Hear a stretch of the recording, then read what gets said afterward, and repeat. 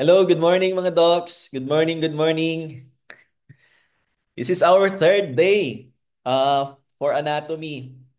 And hopefully, buhay pa ang lahat, no? Hopefully, you have the momentum para tuloy-tuloy po ang ating review. So, tonight we will be tackling embryology, no? When I was preparing this lecture, ang haba niya. And then I learned also from other reviews before na talagang matagal and the topic is very long and well it's kind of boring ang embryology pero if you really are very interested napakadaming matututunan with regards to embryology, no. I don't know if this subject is one of your boring subjects when you were in vet school, no. I can't really remember na nung ako ay nag-embryology. That was 2000 and I think 2008. So I graduated in 2012, no. Okay, so embryology. So I made the lecture to be parang uh, kind of a combination of concepts and practice, no. Okay. So embryology is, we know that this is the study of the development of an embryo and the fetus. No, sorry. This is the study of the development of an embryo and the fetus. Sometimes it is called as a period of organogenesis. No, this is also a process of progressing from a single cell to the period of establishing organ primordia. So imagine from a very one or two uh, s- sex gametes from the male and female, six gametes into full-grown organism. So from day one, from a single cell kasi nag-fuse na sila until until it becomes one full organism, and it takes uh, time in different very varied time, different species. So we have what we call the gestation period, wherein different animals have different gestation period. No, i-nod ko lang dito itong gestation period para malaman na ninyo, no. This can be tackled in zootechnics siguro. But it's also important for you to know in reproductive physiology or in embryology, itong days of conception, no? We know that the elephant, I think 645, one question during our board exam, yung gestation period of the elephant, no? Maybe I will have that more information dun sa zootechnics later on, no? So, very common na ang ating model for the embryology is the sow or the pig, no? So we know that the gestation period of the pig is 3 months, 3 weeks, and 3 days, which translates to 114 days. No, wag niyo kakalimutan 'yon kasi also it is very important na when it terms to sa kanilang pag-reproduce, no? If you are into swine industry, no? So sa beach, it's very common 58 to 53, 63. They are almost the same with the cat, no? Nag-vary lang at different species, so different breeds and different also different individual, no? And also, Kao, you have to maybe remember this these tables, no?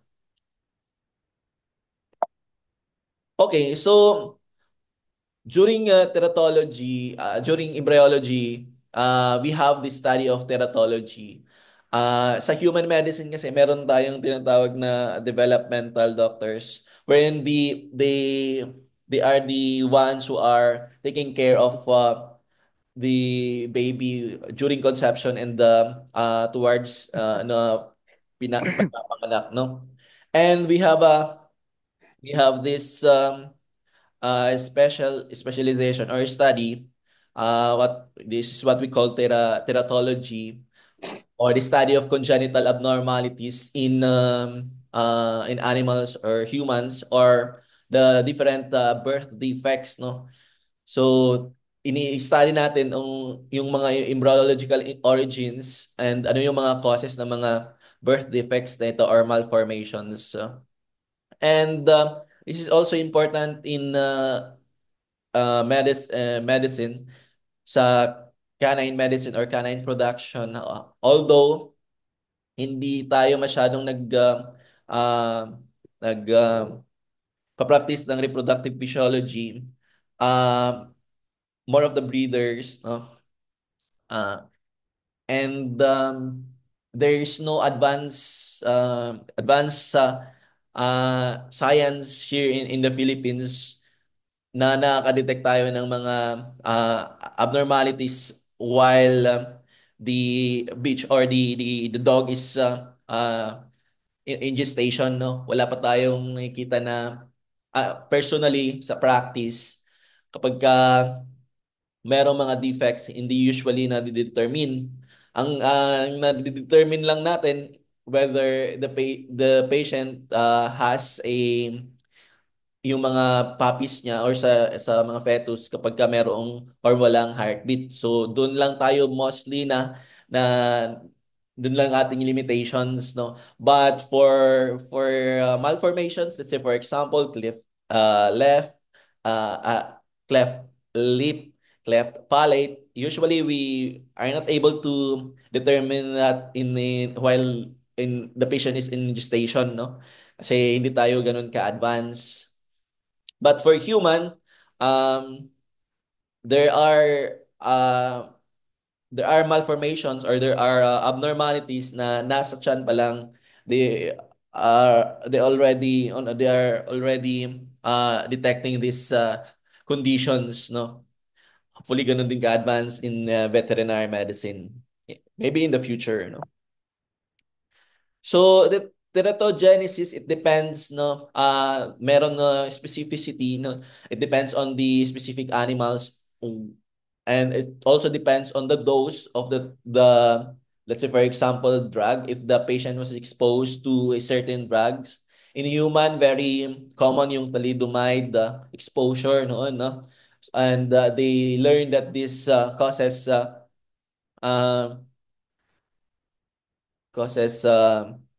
some birth defects later on. Sorry. Check ko lang. Check ko lang kung nagre-record. Nagre-record ba tayo? Baka naman hindi na. Can I ask mga doc, nakikita nyo ba ako? Yes, Doc. Okay. Kasi I went through the recordings, parang wala, hindi nakikita yung aking video. Okay, so let's continue, no? So there are cases na uh, yung mga teratogenic doses of animals ay different, no, different uh, per individual. And the table here from the from DVM 360 showing us the different antibiotics na safe and not safe, relatively to relative sa animals during pregnancy, no? So I don't know if you've already used antibiotics, no, and during pregnancies, no, there are selected drugs na dapat talagang we avoid during pregnancy of animals, like say for example dogs, no, if you are into reproductive medicine, no.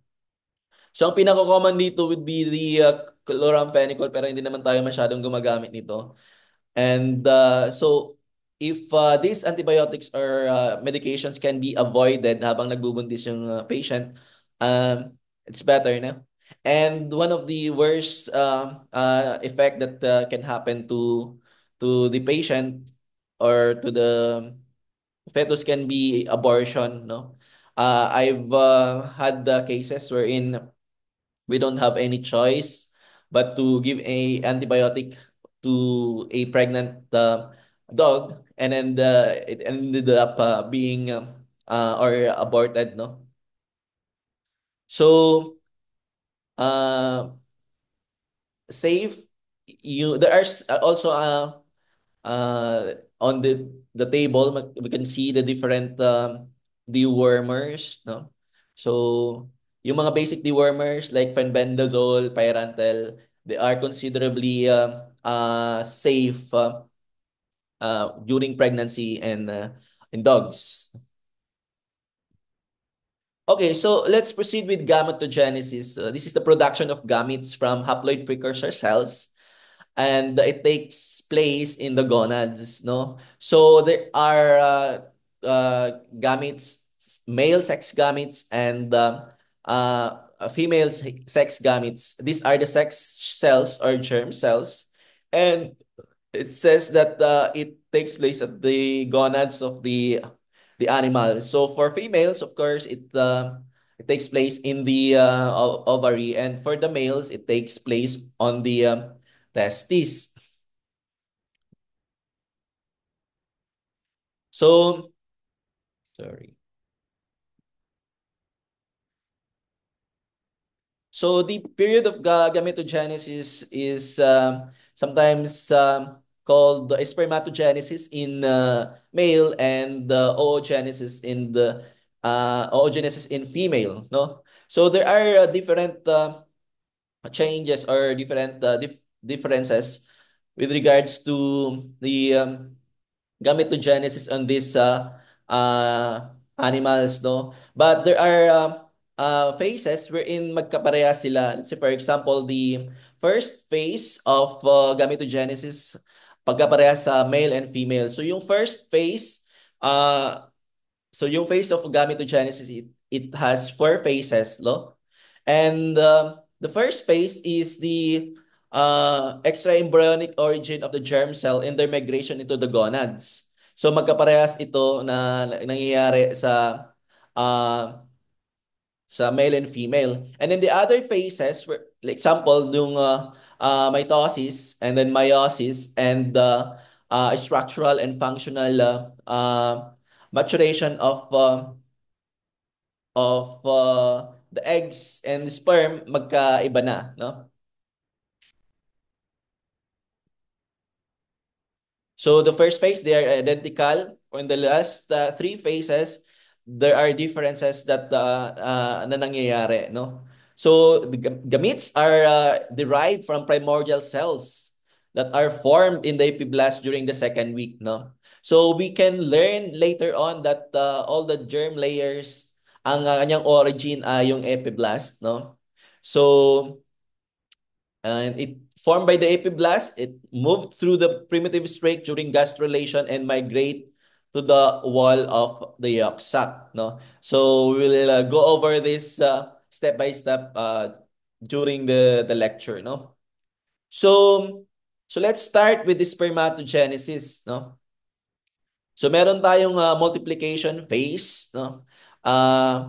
In this diagram, spermatogonia in testis in also in oogonia ang tawag sa gamit sa female, divide many times by mitosis. So this is multiplication phase. And for spermatogenesis, it grows into primary spermatocyte, no? So this is the growth phase na. So we'll have first meiotic division. We will be yielding two secondary spermatocytes, and this secondary spermatocyte, it divides further, it becomes spermatid, and then this spermatid will become sperm through the process of spermiogenesis. So this is the basically the summary for the spermatogenesis, no? So it originates early in the embryonic origin or embryonic development and migrate into the developing testis sa male, no? So habang nasa embryo pa lang yung organism, mag-start pa lang na mag-develop yung embryo, nagkakaroon na ng development yung sa embryo, yung spermatogenesis, no? So sa fetus pa lang, meron ng mga spermatogonia na naandoon sa testis ng fetus, no? So it starts with the primordial germ cells, no? And it will further or undergo different processes, no? And it will eventually lead into the formation of uh, sperm cells. So okay, so these primordial germ cell, what this is what we call spermatogonia. It will migrate into the testis, no? And it will across the blood testis barrier. The process of this spermatogonia is the spermatocytogenesis.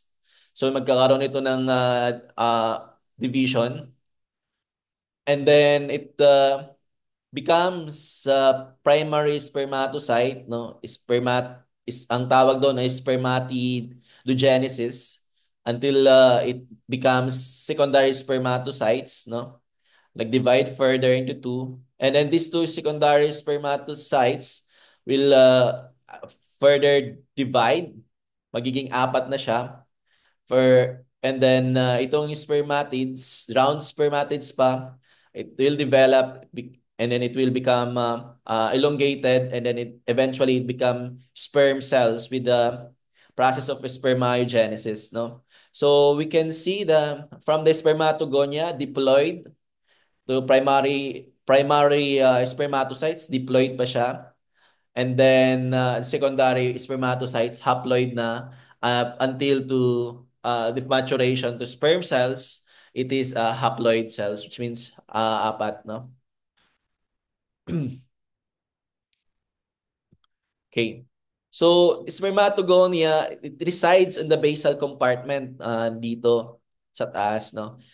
And the basal compartment of the seminiferous tubule, and then it will go mitotic division to produce itong primary spermatocyte. Saan siya? Doon na sa testis, no?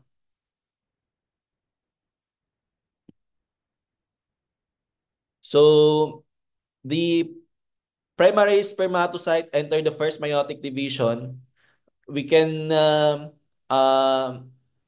see yung emphasis dito na yung spermatogonia, it will undergo mitosis, non-sexual division, and then kapag ka primary spermatocytes, doon siya divide through meiosis, sexual division. The process involves chromatin condensation and crossing over, where homologous chromosomes exchange genetic material to increase genetic diversity, no? So during during those process, itong spermatogenesis, there are developmental abnormalities na pwedeng mangyari dito, no?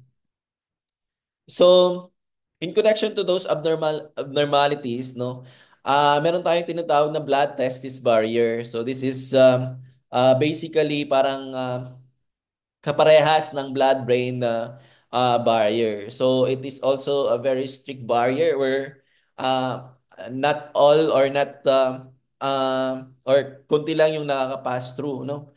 Basically, it is composed of different junctions, gap junctions, tight junctions, desmosomes like junctions na nasa testis, no? So dito, it prevents other things na pwedeng makapasok doon that can cause possible abnormality doon sa developing sperm, and mapipreventan nito yung, let's say for example, bad quality sperms, no? So one thing na piniprevent nitong blood testis barrier would be the uh, meron tinatawag na anti-sperm antibodies, no? Wherein yung ating katawan or the animal's immune system is attacking the sperm, no? And when it attacks the sperm, it can lead to different abnormalities doon sa sperm with regards to the structure and also with the functions and also with the anatomy minsan, no? Morphology. So minsan due to anti-sperm antibodies ng katawan, merong mga abnormal testis wherein kulang yung kanyang tail, may coil yung tail, and the rest, no? So this is very important in the continuation of life, no? So, human, it's very emphasized sa med school na ang anti-sperm antibodies. Pero sa dogs, it's very rare na na-study. Also, the blood testis barrier, it's rarely studied. But if you have cases na hindi nakakabuntis na males, no, kapag you are into breeding, no, so maybe you can check if there are problems with the blood testis barrier, or maybe you can consider yung anti sperm antibodies, no, although walang specific na test for animals maybe in the future, but for humans I think meron, no. I mean, merong tests na with regards to the anti-sperm antibodies. Let's say for example, kukuha sila ng sample doon sa the testis, pero that is way advanced na ginagawa sa small animal practice, na sa clinical practice. Siguro sa research in fully funded research, then you can do that, no? But I think wala pa nag-study as far as the Philippines is concerned, no? But there are studies na this is where I get the information. No? Merong research about this in dogs. Maybe you can read, you can research. But I don't think this would be asked in the board exam. Pero it's good to know this blood test, this barrier. And I've learned that this is already being discussed in other review centers. No? Okay, so we continue this secondary spermatocytes. So from primary spermatocytes, isa magiging dalawa secondary spermatocytes, and then these two spermatocytes will become spermatids apat, no? So from one single spermatogonia, it will produce four mature sperm, no? In contrast, later on sa oogenesis, naiisa lang, no? So the spermatids, it will undergo spermiogenesis. So spermiogenesis is part of spermatogenesis, no? Spermiogenesis basically is the maturation into a full mature grown sperm, no? So, what are the key features of spermatogenesis? No, it's very important for you to know there is a nuclear condensation. There is acrosome formation. What is the acrosome? This is important in penetrating the egg during fertilization, and then the flagellum development for movement, and then the cytoplasm is reduced, and residual bodies are phagocytized by Sertoli cells, and leading to mature streamlined shape of mature sperm, no?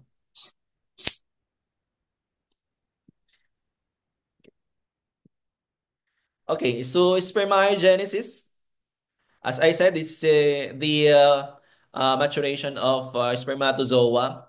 So ang nangyayari sa spermiogenesis, formation of acrosome that covers the one half nuclear surface, no? So itong acrosome, very important ito. Uh, so merong mga enzymes dito later on na makikita, no? So the spermatozoa is the final mature sperm and are released into the lumen of the seminiferous tubules, ready for uh, ejaculation. No, so we have the differences of the different process of spermatogenesis, spermiogenesis. No, so you can read this later on. No, one of the distinct difference would be sa spermatogenesis, four functional spermatozoa are produced from a spermatogonium. And for spermiogenesis, spermatozoon is produced from a spermatid, no? And the rest. Okay. So other features, no? Sertoli cells, this is part of a testis or part also of the blood testis barrier. It supports maturation, no? So we know that the epididymis is where the spermatozoa matures, no? And in this table, in this figure, you can see the different meiotic events on the different stages, no? So for spermatogonium, day in a replication, ito lang mitosis, no? As spermatocytes to primary and secondary, again, it's first and second meiotic division until it reaches spermatogonia or spermiogenesis. Now we go on to oogenesis. No, this is maturation of ova in dogs from a cell. No, from a primordial cells. So the primordial cells migrate to the developing ovaries in female puppies, where they differentiate into oogonia. So oogonia from single oogonia. It will undergo several mitotic divisions during fetal development. And itong oogonia, ang tawag din sa primordial cells ng a female, it will differentiate also into primary oocyte. And ditong primary oocyte will enter the meiosis and mag-stop siya sa prophase until it reaches ovulation. No? And kapag mature yung or nag-start na ng estrus, no, at the onset of estrus, some primary oocytes resume meiosis, no, magko-continue yung development yung oocyte, primary oocyte na arrest soon sa latter uh, sa prophase 1, no, of the first meiosis, no.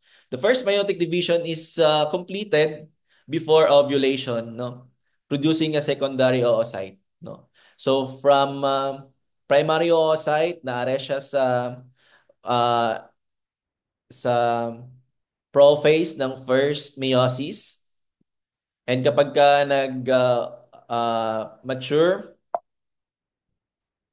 nagkaroon ng estrus, no, naging sexually mature na yung organism, magdi-divide, magko-continue na yung division, mako-complete na, and it will again be uh, arrested before ovulation. No?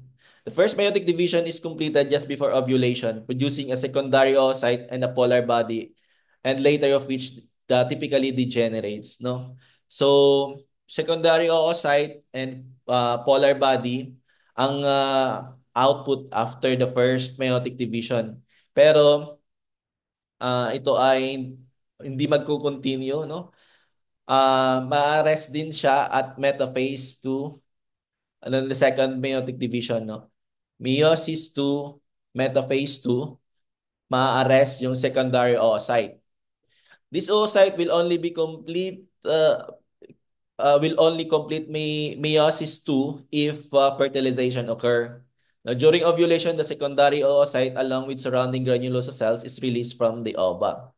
So from oogonia to primary oocyte, it will undergo meiotic division pero mag-stop siya sa meiosis 1 uh, prophase 1 until ito ay maging sexually mature yung animal.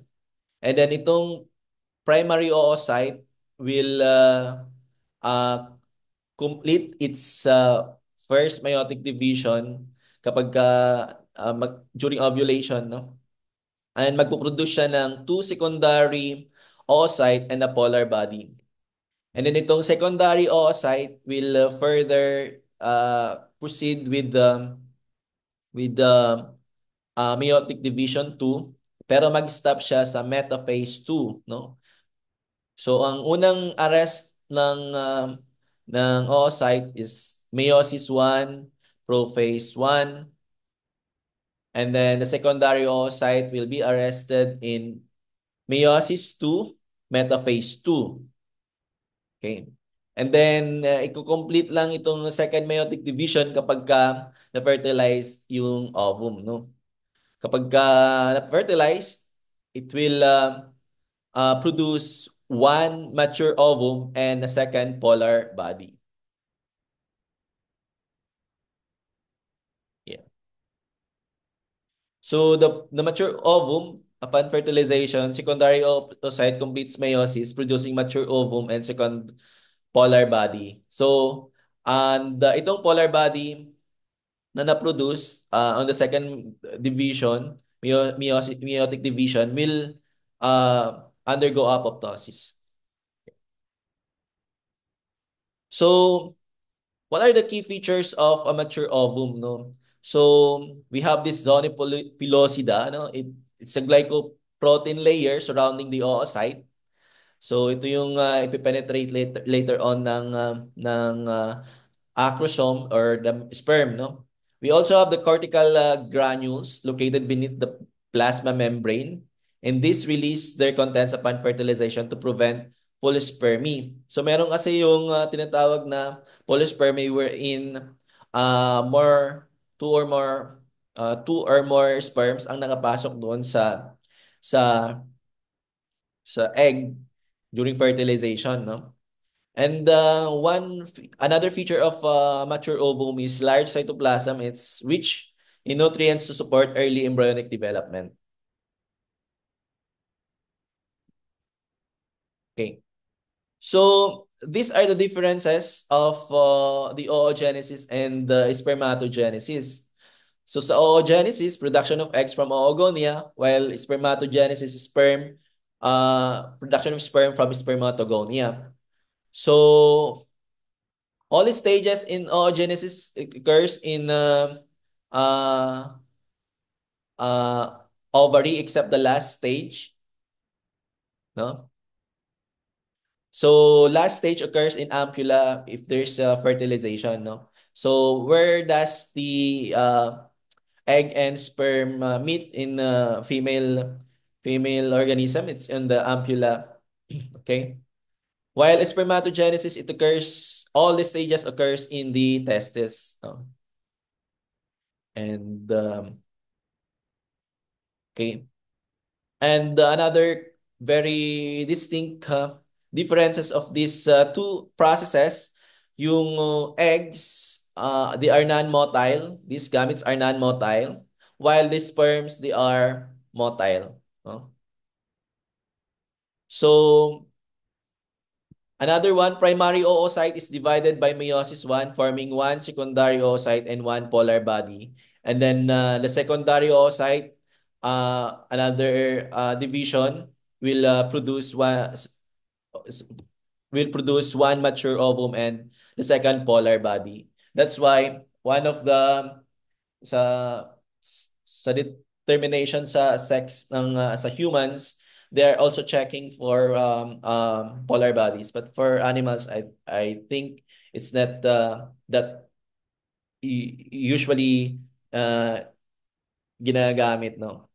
Or ini-study, no? Kasi nga sa animals, hindi naman tayo ganun ka meticulous doon sa pag-check ng whether the animals is genetically male or genetically female. But for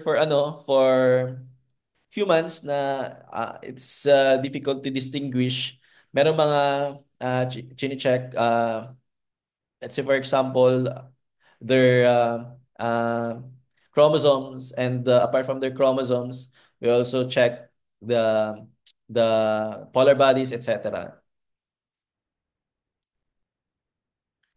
Okay, so we continue with ovulation, no? However, we cannot proceed with the ovulation if we don't study heat cycle, no? Uh, for reproductive vets na, I mean, yung mga veterinarians who help breeders, or they are also are inclined into the reproduction, no, ng dogs, or also in livestocks, no. Meron tinatawag na heat cycle na I think we should all be familiarized with, no, kasi there's a lot of clients who come in for, like, say for example, vaginal smear, etc. No? So we have these different heat cycles: peda, proestrus, estrus, diestrus, and anestrus. No? So you have to be familiarized with the different characteristics of these phases.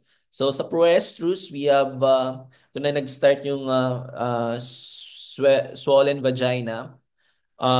Hindi pa receptive yung female dito, but estrogen levels are rising, no. This lasts 7 to 10 days.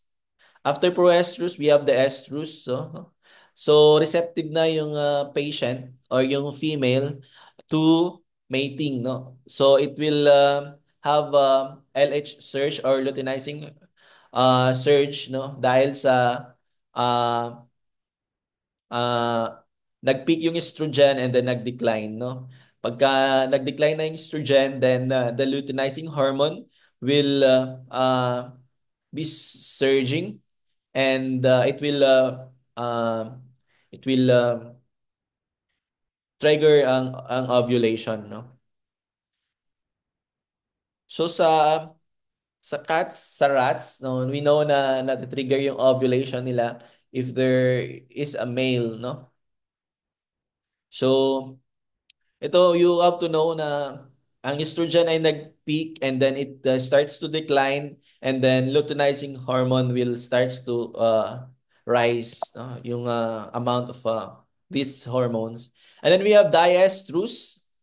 Ang progesterone naman yung mag-i-elevate, and then it peaks 2 to 3 weeks after ovulation, and then plateaus at elevated level for 1 to 2 weeks before slowly decreasing over 10 to 30 days. So hindi na or ayaw na nung patient or yung female na uh, ma, ma, ma, masampahan, no?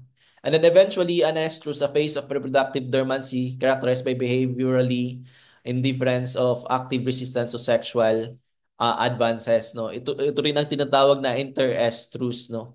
So, yung vulva, hindi na siya swollen at this stage, and maglalas ito ng 2 months, no?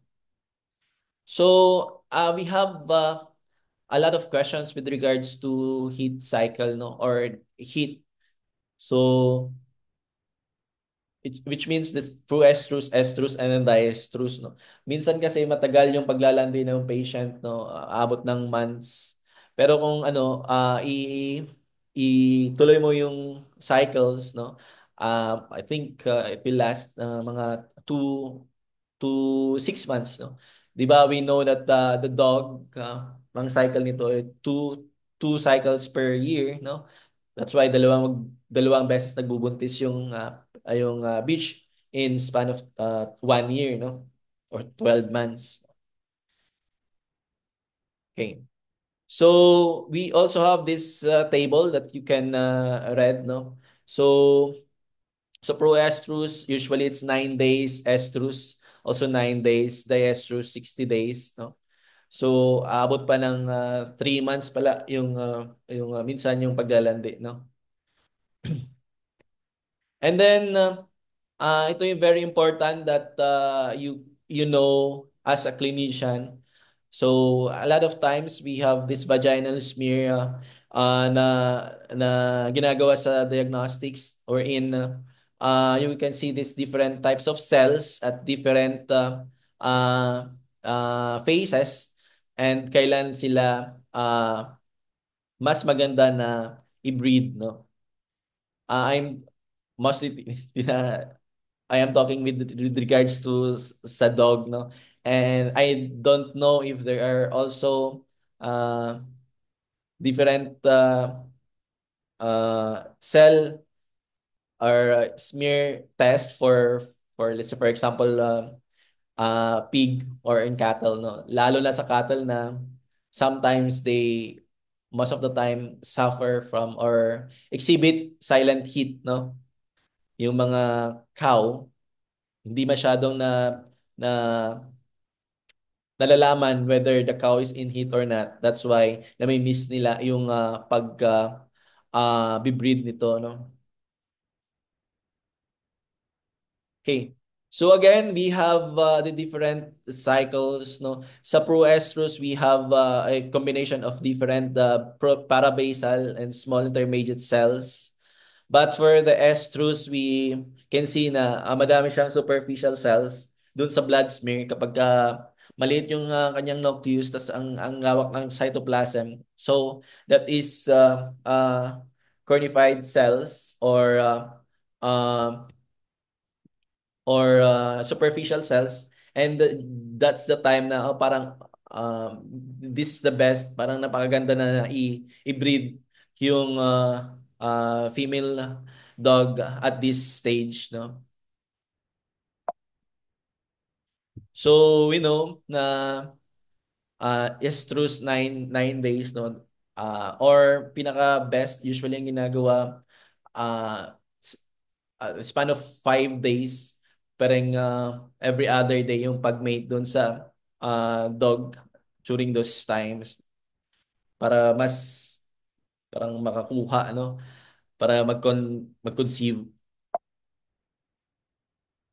So during this estrus cycle also we know different uh, hormones, you can check this, no? Makita natin na itong luteinizing hormone it peaks at late through estrus and yung progesterone rise from late proestrus tataas to estrus and then diestrus if the patient becomes pregnant.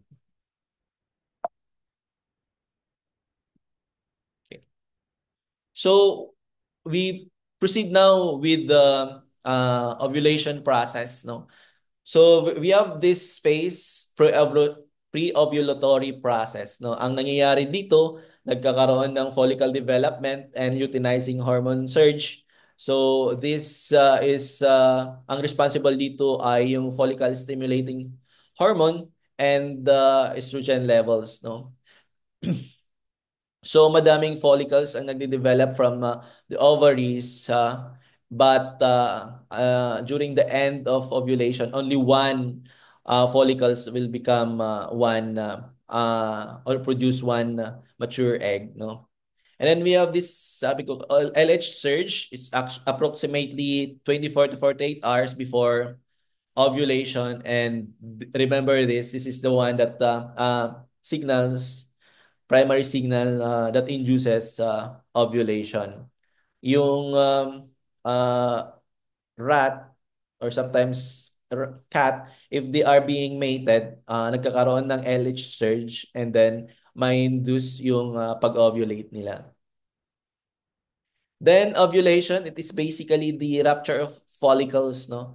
Di ba kasi sa follicles, yung content nito ay yung egg cells or the oocytes, no? The dominant follicles respond to LH surge and it will then mature and then eventually mag-rupture and then re-release na yung oocytes into the oviducts. In dogs, oocytes released at ovulation are still in prophase or the first meiotic division and are considered immature. Ito yung sinasabi ko kanina na nag-arrest, no? Kapag ka ma-fertilize, then it will continue it it will it will continue to metaphase meiotic division, second meiotic division. Kapag na-ovulate itong oocyte, it will complete the first meiotic division and arrest in metaphase 2 where they wait for fertilization. Yun, before yung sinabi ko. And then, after ovulation, meron na tayong post-ovulatory events, no? Formation of corpus luteum, fertilization window na tinatawag. The ruptured follicles kung saan nanggaling itong oocyte will transform into corpora lutea under the influence of luteinizing hormone. And then itong corpus luteum will produce progesterone, no? From ruptured follicle, magiging corpus lutea or corpus luteum or corpora lutea or corpus luteum. And this will produce a hormone na progesterone which is the one na nagmi-maintain ng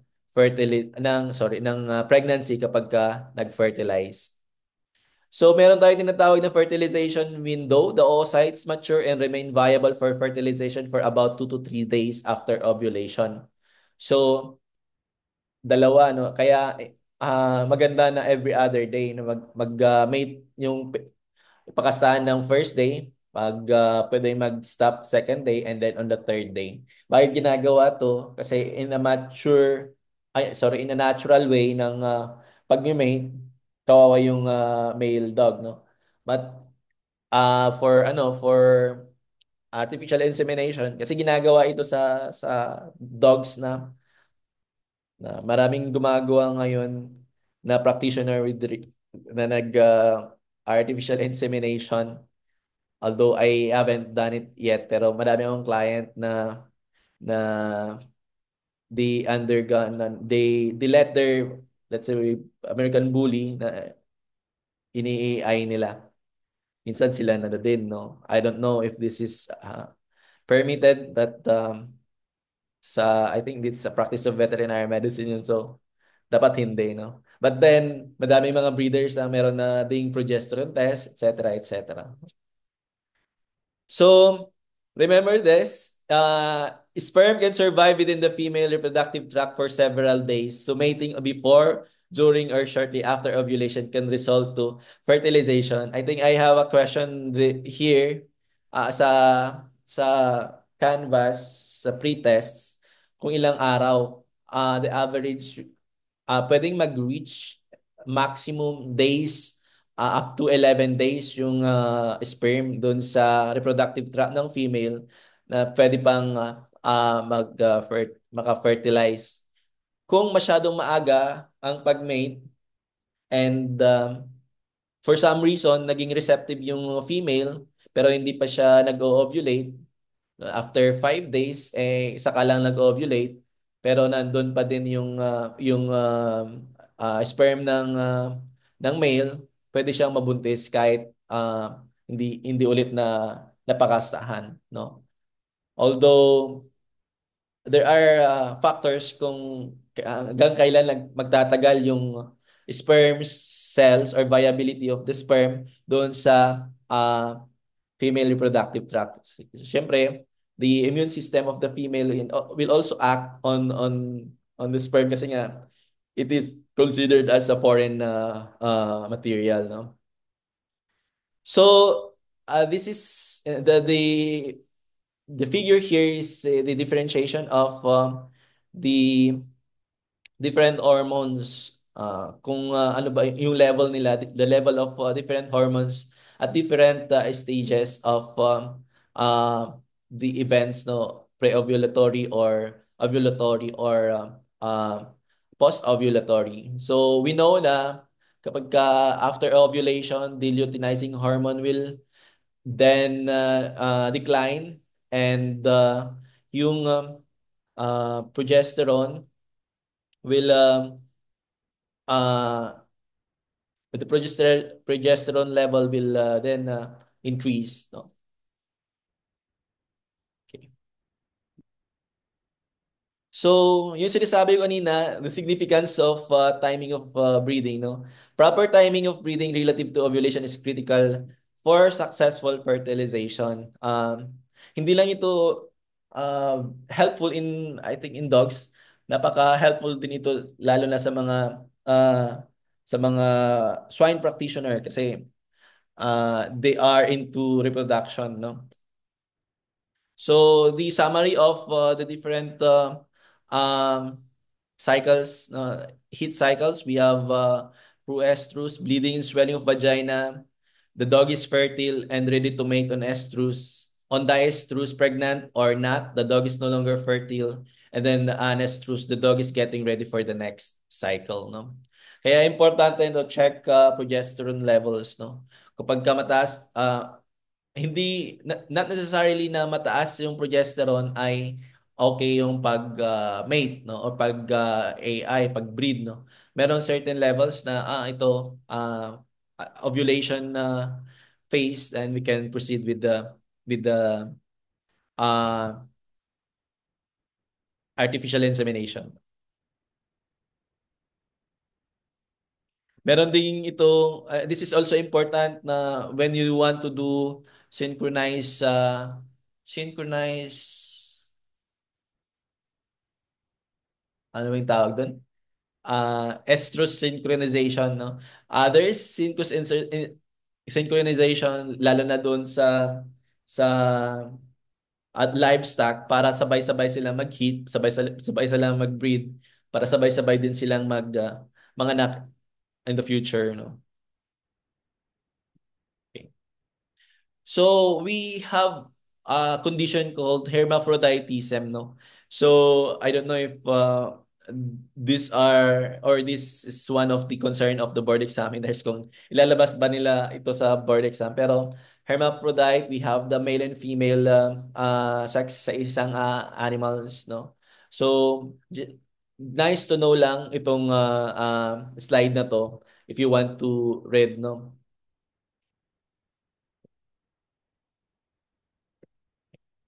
Then after ovulation, we proceed with the fertilization, no? So sabi natin kapag yung female egg hindi pa siya incomplete yung kanyang division, meiotic division, naare siya sa second division, second meiosis, metaphase 2. Kapag nag-fertilize, it will complete the second meiotic division, no? So ano bang nangyayari doon sa fertilization? So, so the sperm, it's composed of the head, na it contains the acrosome. And itong acrosome na to, this is the contact to the egg. Uh, and also yung sperm, it will deliver the paternal genetic material to the egg, no? That's why yung ating uh, yung zygote is composed of the male and female uh, gametes, no? And from male and female genetic material. Pero doon sa cell, sa zygote, no?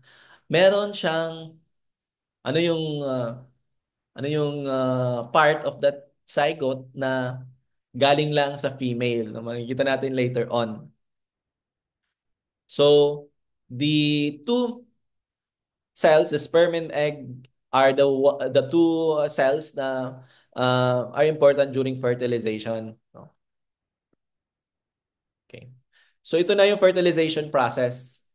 So first, we have this sperm egg recognition and binding. At meron tayong tinatawag na chemotaxis, in which sperms are guided toward the egg by chemical signals released by the eggs, no? Kapag nandun na yung uh, sperm sa fertilization site, paano niya hahanapin yung egg, no? There are chemical signals na nire-release yung egg na para ma-attract yung sperm para pupuntahan siya, no? And then we have this sperm binding. The sperm recognize the bind and binds to the zona pellucida or the vitelline membrane of the egg through a specific receptors on its surface. No?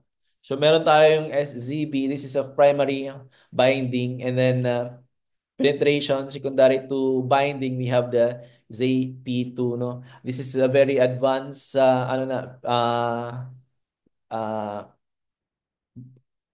chemistry or physiology, no? Okay. And then we have the acrosome reaction. Kapag nag-bind na yung egg, the acrosome or the cap-like structure of the sperm will release enzymes. May digest nito yung layers ng egg, and it will facilitate penetration. This reaction is critical for the sperm to reach the egg's plasma membrane. And kapag na-reach na yung plasma membrane, it will signal the egg na magkakaroon na ng parang wall to prevent polyspermy, no? The sperm penetrates the outer layers of the egg, and then it will reach the previtelline membrane. Ito yung pagitan ng zona pellucida and the egg membrane. And then it will fuses with the egg's plasma membrane, no? So yung process, arrival of the sperm dahil sa chemotaxis, chemotactic agent na nirelease ng egg. After arrival, there will be acrosome reaction. Kapag mayroon ng enzyme, it will penetrate the zona pellucida, and there will be membrane fusion, and then fusion of the nuclei na mag-start na ng division, mitotic division on this stage, no? So, summary of the three phases: penetration of corona radiata. Corona radiata yung nauna na penetrate, penetration of the zona pellucida, and then fusion of sperm and oocyte, cell membrane. So sperm loses its own plasma membrane. Ang gagamitin na nung cell na yon, it will be the membrane of the egg. So as I said, there is this polyspermy. So kapag nagkaroon ng acrosomal reaction, meron ng mga different processes, no? Meron na tayong black, no, to prevent polyspermy. No? Ang nangyayari parang magiging parang cement-like na yung mga membrane after the acrosome reaction, and this will prevent the entry of other sperm. However,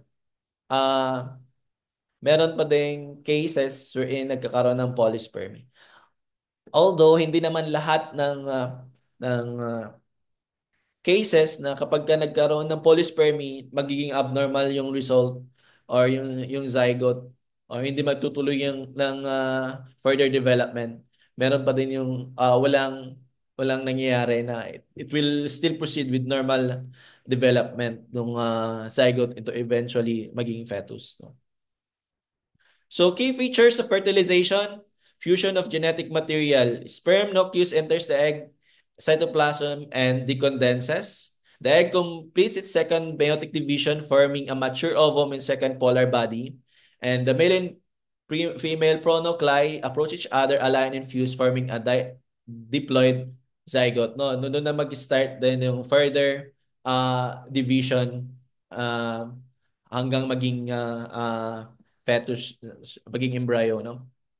So dito, sabi ko, merong fusion of genetic material, pero meron yung cells na yung zygote, meron siyang part of the zygote and sa cells natin na nanggaling lang sa ating nanay. Do you know what that is?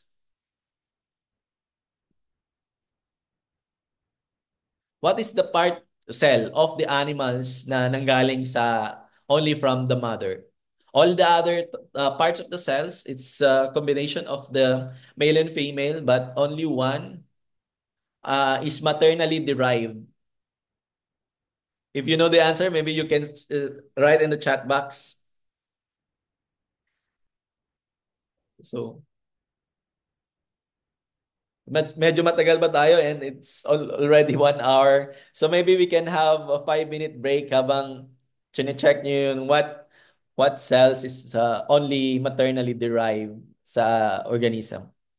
Okay, so let's have a 5 minute break if that's okay.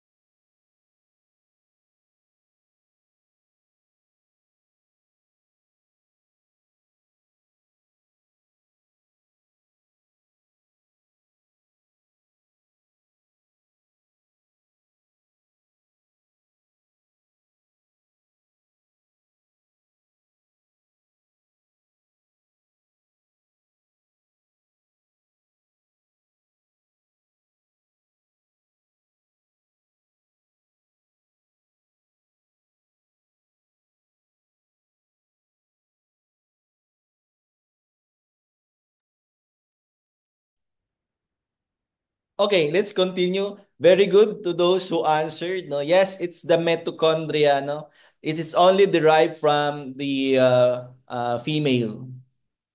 So our mitochondria in our cells or the cells of animals, let's say in dogs, it's derived from the female, from the mother, from the bitch. Okay. So after fertilization, pag nakompleto na yung fertilization, when the zygote is formed, and it will it will continue further cell division, and this is what we call cleavage. No, this is a rapid mitotic cell division that occurs after fertilization. No, so there are different stages of cleavage. No, it depends on the number of cells. No. So the purpose of this is to convert a single cell into a single cell zygote into a multicellular structure without significant growth in the overall size of the embryo, no? Parang same size pa din but different or many or multiple multicellular ang structure na ito. So we have here the summary cleavage, 8 cell blastula, and then gastrula, and then so on, no? So we'll go over this stage one by one. So there are different characteristic of cleavage. We have rapid cell division. So unlike typical cell division, cleavage occurs rapidly and without growth phases. Wala yung G1 phase and G2 phases between divisions. And itong cleavage, sabi ko, isa yung size, nagme-maintain yung size ng zygote, no? Pero different or many or multicellular, no? The total volume of the embryo remains constant, meaning the blastomers become progressively smaller with each division, no? Okay. So from single cell zygote, no? Uh, it will undergo mitotic division, maging dalawa, and then yung dalawa it will further divide into four, yung four into 8, and then to 8 to 16, and so on and so forth until it will form the blastula. Okay. So before we go further with this cleavage stages, we have the different types of cleavage na we have to be familiar with. We have the holoblastic cleavage and the meroblastic cleavage. No, this the main difference dito, if you can see, from a single zygote, from a big zygote, it will uniformly divided into equal cells, no? While doon sa meroplastic cleavage, yung division part of that single zygote, let's say for example dito sa dorsal part, yun lang yung nag-divide, yun yung further nagdi-divide. And ito, it will serve later on as uh, parang material, storage of material for the nutrients para doon sa ma-develop na fetus, no? Mostly, this holoblastic cleavage is nangyayari sa mammals, while meroblastic cleavage ang nangyayari doon sa birds. Yes, example, birds, no? Okay? So mammals, holoblastic cleavage, and for birds, uh, and reptiles, and also fish, ay meroblastic cleavage, no? And then we have these patterns. I don't know if this is emphasized in vet school, but it's good to know na meron radial cleavage, spiral cleavage, and bilateral cleavage, and then rotational cleavage, no? Meron ding yung holoblastic, it can also further divided into isolecital and mesolecital cleavage, no? So Radial cleavage, the blastomeres are arranged symmetrically around the pole-to-pole axis to embryo, no? Yung spiral at its name implies spiral din yung arrangement ng blastomeres, while bilateral uh, both sides, and then rotational along the vertical axis yung arrangement ng kanyang blastomeres, no? Okay, so we continue with the stages of cleavage. Mag-start siya sa single cell zygote, no? Kapag na-fertilize yung egg, they will become one, no?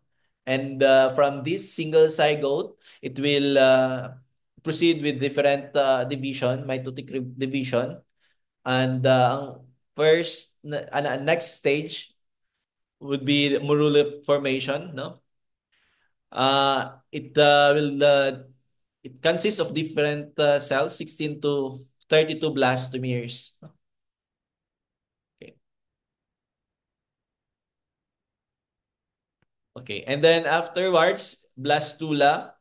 Continued cleavage leads to the formation of blastula characterized by hollow or fluid-filled cavity called the blastocele. So itong space doon sa loob, that's called the blastocele, which means na ito yung space that's surrounded by the blastula cells. Oh.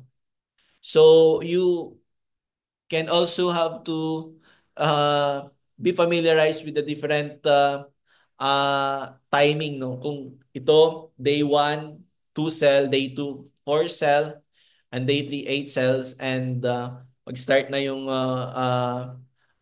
day 5 blastula formation or blastocyst formation, no? Okay. So we go step by step later on dito sa blastula formation or blastocyst formation. Sa ito na, no? So the blastocyst formation. So there will be a cavitation process which involves secretion of fluid by the trophoblast cells into the interior of the morula, and this fluid accumulates to and forms central cavity called the blastocele, no? Yung fluid, it will accumulate, and meron tayong central cavity na mafo-form. This central cavity will be the trophoblast, no?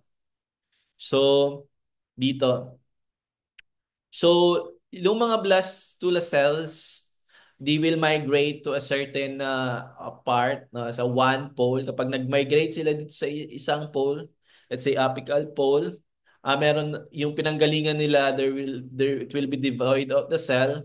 This cavity will form and it will be called the blastocele. No?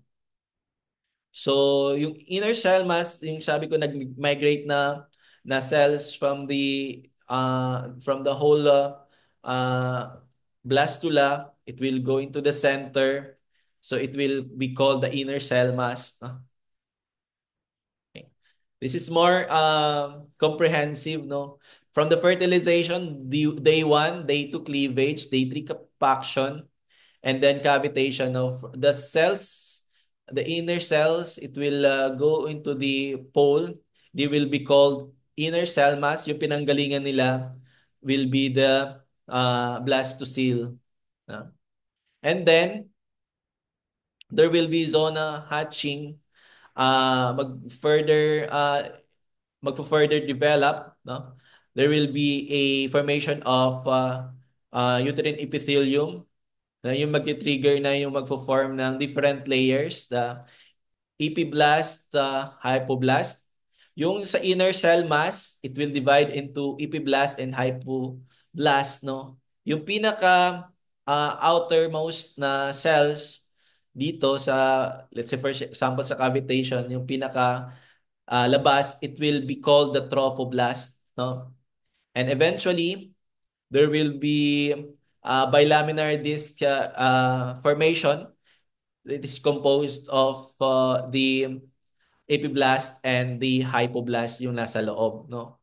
And then further division, it will form the three layers Ang nagpo-form ng three layers would be the epiblast, yung mesoderm, endoderm, and the ectoderm. That's why sabi ko kanina, ang pinaka-origin ng lahat would be the epiblast.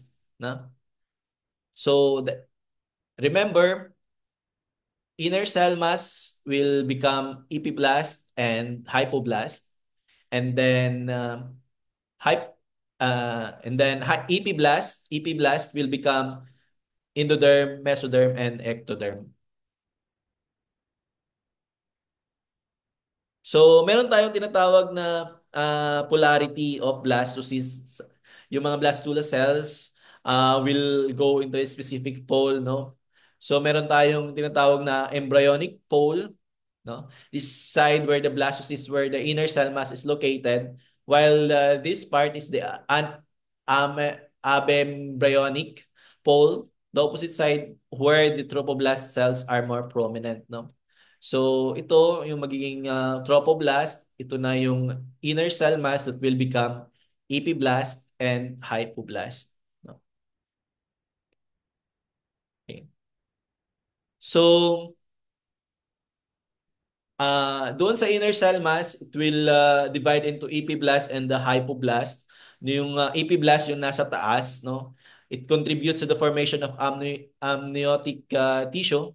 And then, yung hypoblast naman, it will become the primitive endoderm. It is the lower layer of the bilaminar disc, no?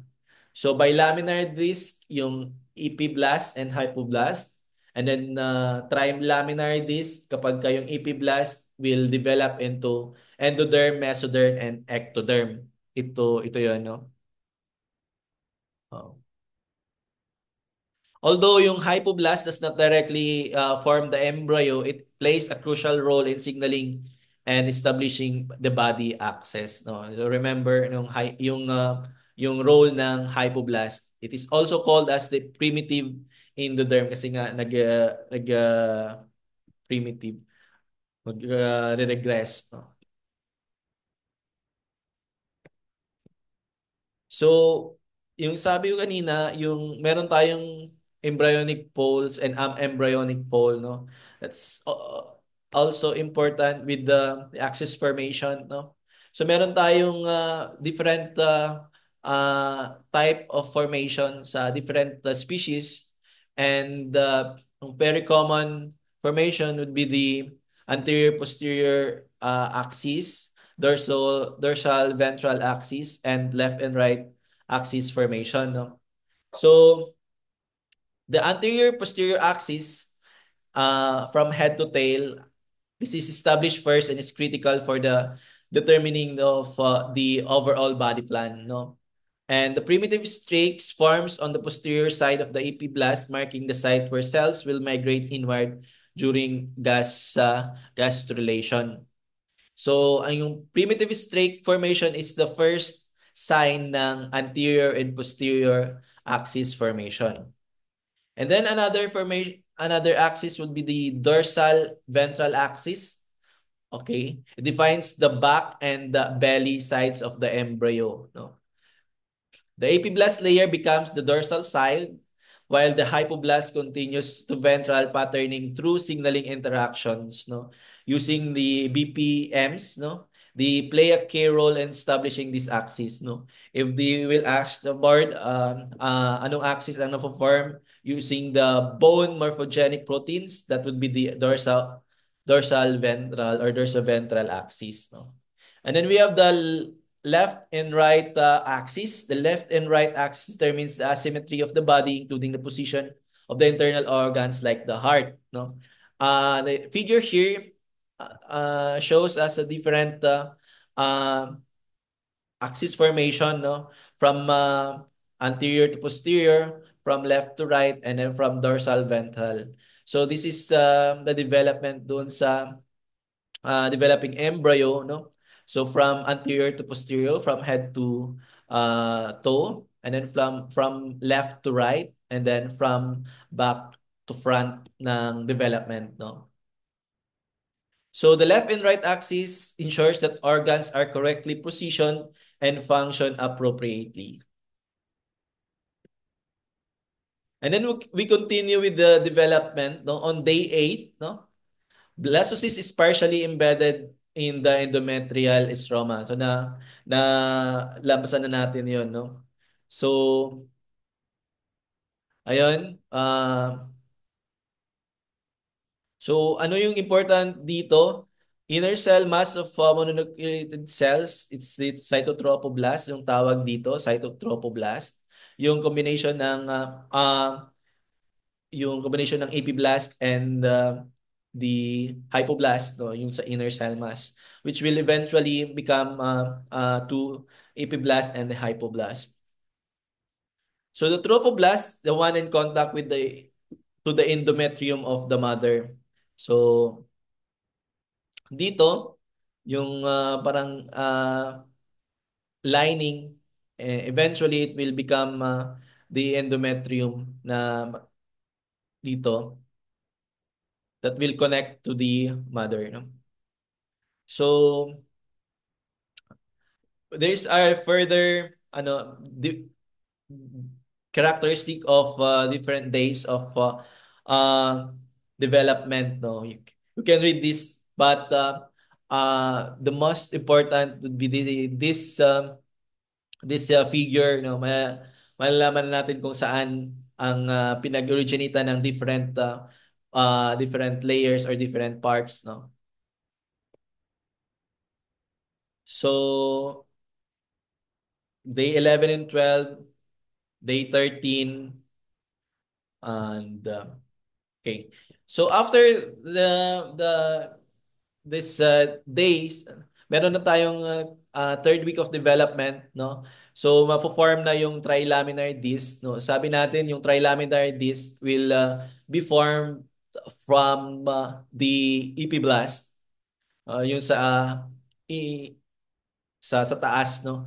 Sa taas ng inner cell mass, no? So this is called the gastrulation, no?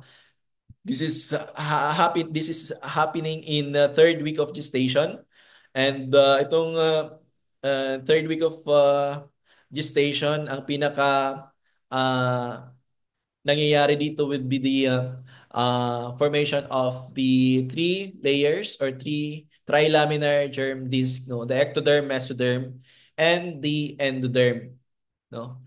So it begins with the formation of primitive strake on the surface of the epiblast, no? The primitive strake is being formed on 15 to 16 days embryo, no? It's clearly visible as a narrow lining, no? So again, blastocyst, pagka na-implant, merong epiblast and hypoblast, and then yung epiblast and hypoblast will or the epiblast will further divide into ectoderm, mesoderm, and the endoderm.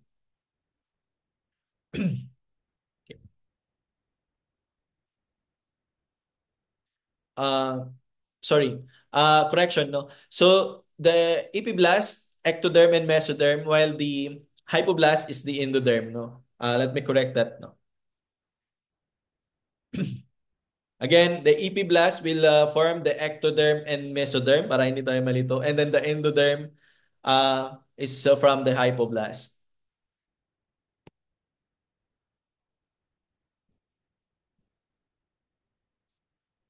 Okay.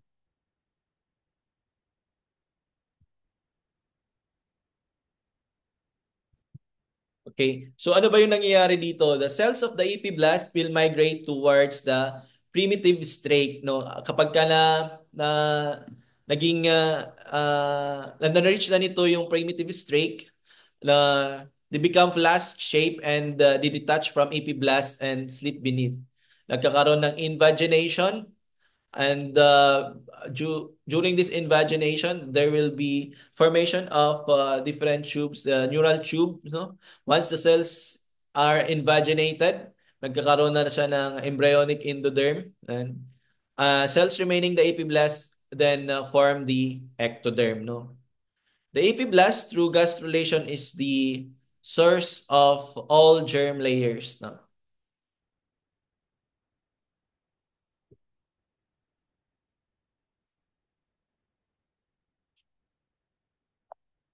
Let me just check that. So meron pa part ng hypoblast na pwedeng part din ng germ layer later on, no? Makikita natin dito later, no? And if not, I will check on that, no? So is it really strictly from the epiblast or merong function yung hypoblast? Then the formation of notochord. Now, during this development, there is this notochord, which is a solid cord of cells that underlie the neural tube. So, under the neural tube, meron tayong notochord.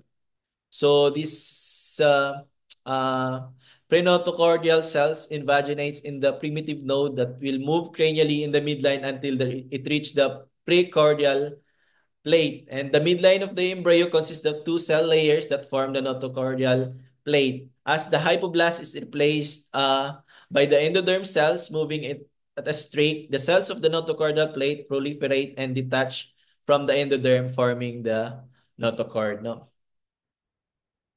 So, the hypoblast layer will be replaced by endoderm cells.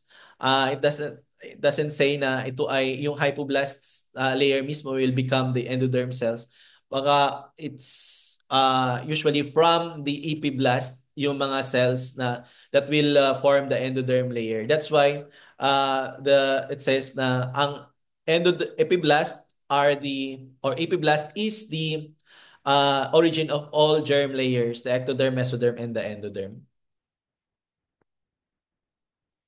There is also a cloacal membrane. It is formed at the caudal end of the embryonic disc. This is similar in structure to the oropharyngeal membrane, and it consists of adherent ectoderm and endoderm cells with no intervening mesoderm. So remember, yung cloacal membrane here, it is composed of endoderm and ectoderm. So when this appears, the posterior wall of the yolk sac forms a small diverticulum, allantois, that extends into the connecting stop. So allantoic and allantoenteric diverticulum appears at around 16 days of development. No, itong allantois and allantoenteric diverticulum. So this will be important in further stages of development. So it's very important for us to learn the different ectodermal origin or the trilaminar origin of the different organs sa body. No? Ito yung mostly na tinatanong. Where does the mammary gland originates? It's either endoderm, ectoderm, or mesoderm. Yun lagi yung tinatanong sa mga exams. So you have to be familiarized with these derivatives. No? So let's start with the ectoderm, no, germ layer. No? So meron na tayong three germ layer. And this three germ layer will give rise to different organs and structures of the mature organism. No? So for the ectoderm, so mostly uh, it give rise to the central nervous system, peripheral nervous system, sensory epithelium, and the rest. No, so the ectoderm will give rise to the neural crest. No, so meron din sometimes tinatanong where does the central nervous system originates from? Either A, mesoderm, endoderm, or the neural crest. Yung mga ganong variations ng mga questions, no? Where does melanocyte came from? A, mesoderm, endoderm. So wala yung ectoderm. Meron yung mga choice neural crest, no? You can answer that, no? So the ectoderm will give rise to the neural crest, no? The melanocytes, the ganglia of the cranial nerves, Schwann cells, adrenal medulla, bone and connective tissue of the head, dermis in the head, nervous system, oral epithelium, epidermis, mammary gland, etc. No? So have in this presentation further uh, tables na magdi-differentiate ng mga origin of these uh, organs, no, from the germ layers, no. So mesoderm, muscles, bone and connective tissue except in the head. So remember that yung head, bone and connective tissue of the head sa ectoderm, from ectoderm siya, and the bone and connective tissue of the rest of the body is from the mesoderm. So urinary system, reproductive system, circulatory system, and the dermis, again except the head and the neck, no? So if they will ask where is the uh, ureter originate from, it's either endoderm, mesoderm, or ectoderm. You know that it's from the urinary system, so it should be from the mesoderm. And then the endoderm, so GI, from pharynx to the upper rectum, liver, pancreas, respiratory epithelium, middle ear epithelium, urinary bladder epithelium, thyroid, and then parathyroid. No, so do not be confused. If it will ask urinary bladder. It should be from the mesoderm, pero the epithelium of the urinary bladder should be the endoderm, no? Or kung merong both, where does the urinary bladder originates from? Endoderm and mesoderm, mesoderm and ectoderm, or ectoderm only. So combination of endoderm and mesoderm. Kasi part of the epithelium and the urinary bladder, endoderm at saka mesoderm. Okay? So, derivatives of the mesoderm, ito yung mga i-emphasize natin, no? So, ang pinaka-important na layers are the paraxial. There are layers of the mesoderm, no? We have the paraxial, intermediate, and the lateral plate mesoderm, no? So, paraxial mesoderm, it organized into somites, give rise to axial skeleton, axial muscle, limb muscle, and dermis, no? And then we have the intermediate mesoderm gives rise to urogenital system, no? The lateral mesoderm, heart, endothelium, wall of the gut, wall of the respiratory system, no? So, take note yung difference. I don't know if gaano ka meticulous yung board examiners if they ask this, no? So, kasi itong gastrointestinal tract from the endoderm, pero part of the gastrointestinal tract, yung wall, it's from the mesoderm, no? Lateral mesoderm. But definitely, you have to know that the heart is from the mesoderm, specifically from the lateral mesoderm. And then we go to the derivatives of the endodermal layer, no? The endodermal germ layer provides the epithelial lining of the gastrointestinal tract and the urinary bladder. It also forms the parenchyma of the thyroids, parathyroids, liver, and pancreas, and the epithelial lining of the tympanic cavity and auditory tube, and originates in the endodermal germ layer, no? So, during gastrulation, again, it forms the three layers, the mesoendoderm. Yung mesoendoderm, this is the combination, collective term ng mesoderm at saka endoderm, and then the ectoderm. So, ang emphasis natin dito yung endoderm, uh, it will further divide into foregut, midgut, and hindgut, which you can get hints from the name, no? So kapag ka esophagus, thyroid lang, liver, and the stomach, yun ay from the foregut, no? So from the stomach up sa GI system, yun yung four, of course. And then sa gitna, the midgut, you know, the small intestine, and then the hindgut, uh, it will give rise to large intestine. So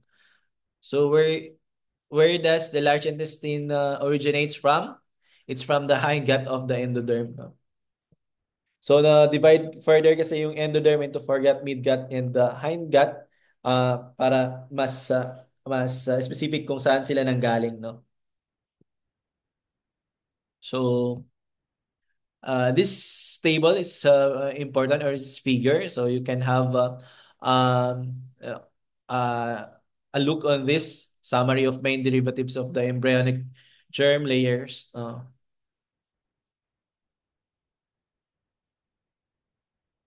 Okay. So we go on to the different key events during the embryonic period, no? So you can be familiarized with this. This is from a mammal, no?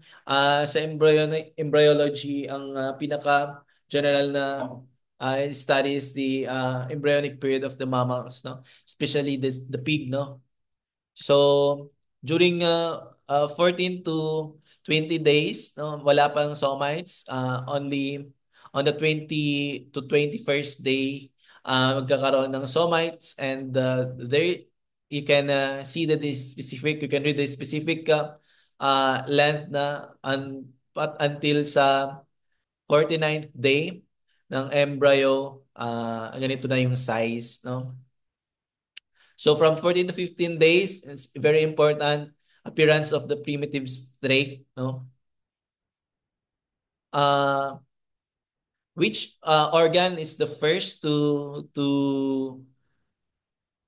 develop, no? Do you know?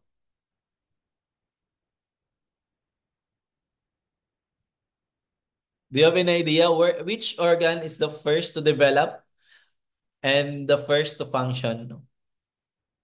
So I am not very sure, and I'm not 100% sure, but the first organ to develop would be the brain. But the first to function would be the heart. No? But I will verify that information and I will give you an answer tomorrow. No?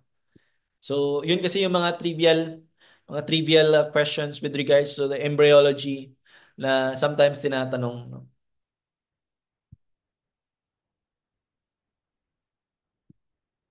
Okay. So this is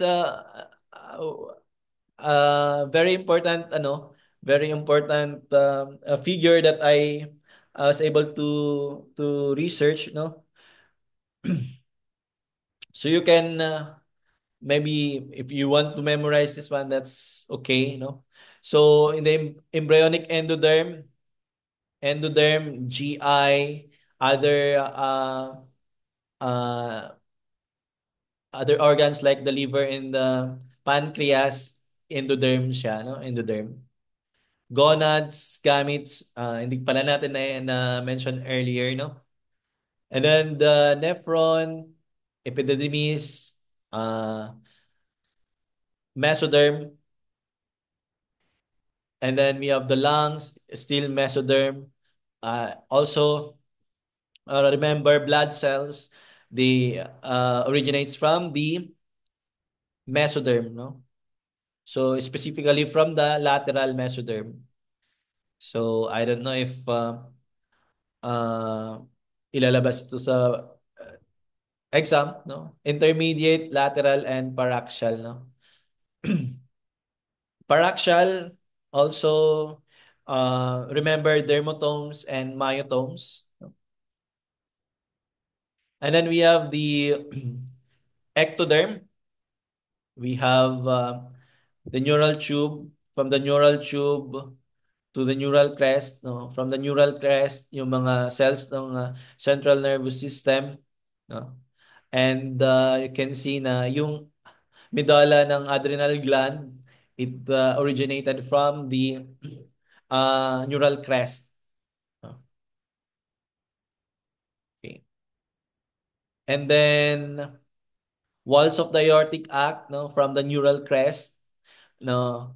Alam natin that the heart is from the mesoderm, Pero the walls of the aortic arc is originated from the neural crest and from the uh, ectoderm. Okay.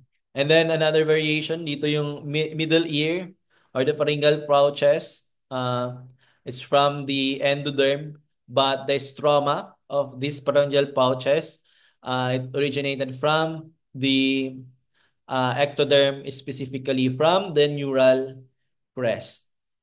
No?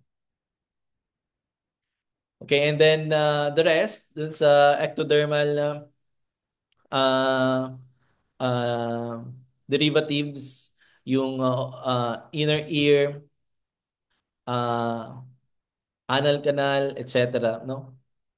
So the inner ear is from the outer or ectoderm. The middle ear is from the endoderm. Okay? So remember that the inner ear is from the ectoderm outside and the middle ear is the inside. Okay. Okay. So be familiarized with this figure. Well, I think that ends this part of embryology. Uh, Hindi pa tapos yung embryology. I will still continue this tomorrow morning. No? Ito pa lang ay part ng sa early embryology. Wala pa yung organogenesis. Yung next lecture would be the organogenesis that we'll be discussing tomorrow. And after the organogenesis, we can start with the histology. Okay. Okay.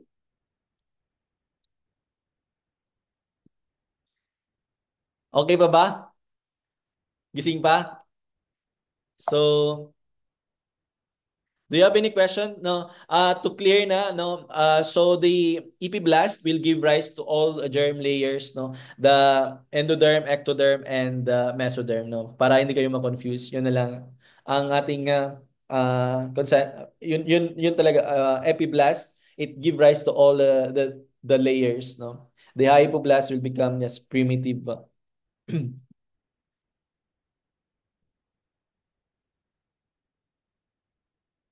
Okay. Okay. Do you have any questions? Okay pa ba tayo?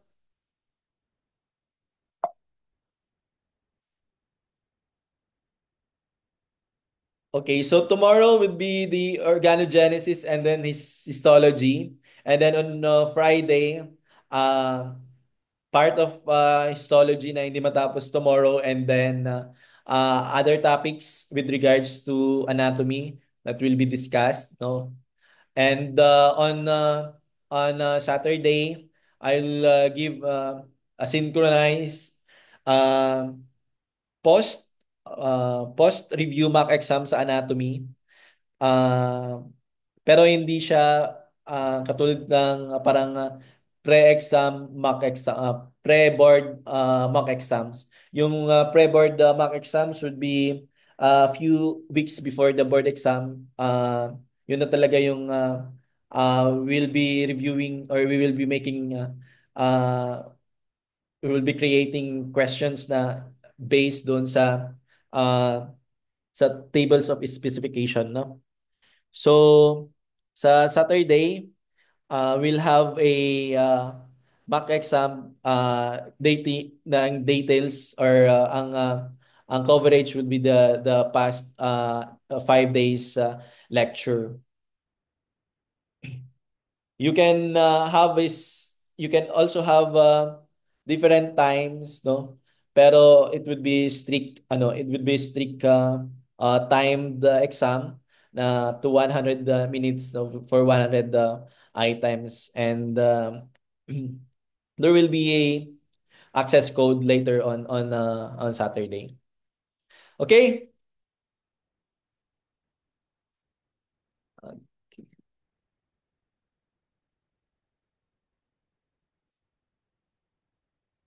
Okay? Thank you, Doc. Thank you, Doc.